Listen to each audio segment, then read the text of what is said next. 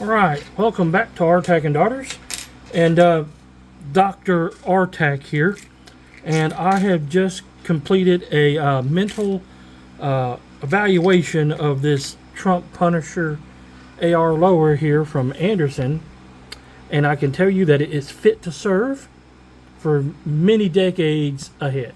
It does not have any type of potato failures or gaps. It does know that Putin is the president of Russia, and Zelensky is probably the biggest welfare recipient in the United States.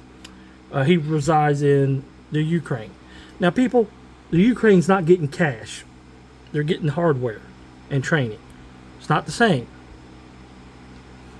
Anyway, besides that, I'm tired of sending them free crap. I'd rather for us to shoot it off and then have to pay for it anyway. But we're going to pay for it anyway because, hey, our politicians are retardeds. Anyway, so let's talk about our Trump Punisher lower receiver here from Anderson and how it looks.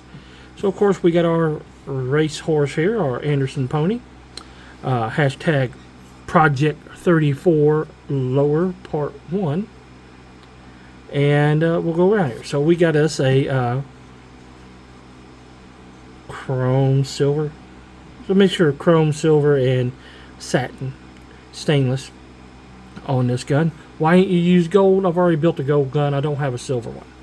So, and besides, it's white, so why not? So we got our dog bones right here. Not necessary, but it's not going to hurt it. Is it going to help it? No, but it's not going to hurt it. Will it stop future problems? Probably. And we got our chrome pins. This one here is extremely tight because the chrome on it. So it'll just have to be, come on. It'll have to be moved back and forth so it can, I got it lubed up there. So it's just tight because of the chrome finish. No, the back one here, it's a little tight too. But anyway, we got our ambidextrous safety device here. Okay. As you can see, we can check it. And we're not going to have no pin movement because we got the dog bones in there.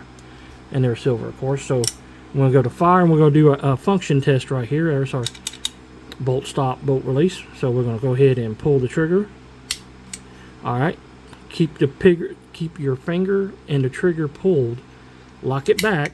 It's going to lock. Now when you let it go, you're going to hear it go pop. You're going to hear it pop. Okay? And then let it go. That's the second one. That's how you do a function test on your AR triggers. Any type of AR setup that has this type of setup on it, that's how you do a function test on it. Don't let this fly forward and hit your aluminum receiver there because you'll have a bad day. Now, as you also notice, we're going to talk about the trigger here before we move to the back. The trigger is the Anderson Enhanced trigger, so it is, you can tell by its shape here, it is definitely different from the regular mil-spec triggers, and this is my favorite trigger mil-spec wise of all time. If I could, I would put these in all my ARs, but I don't think Anderson's going to send me 20 of them. Hint. But anyway, they're not going to send me 20 of them so I can replace them all. Only other thing better than this is those drop-in triggers, like Rise Armament has a nice one, but for a factory mil-spec trigger that feels good, this is the Enhanced trigger from Anderson. Take it up. We got us a kind of a grayish satin finish magazine release button here. We went standard. If you do the dog bones and you do the extended one, sometimes they interfere with the dog bones.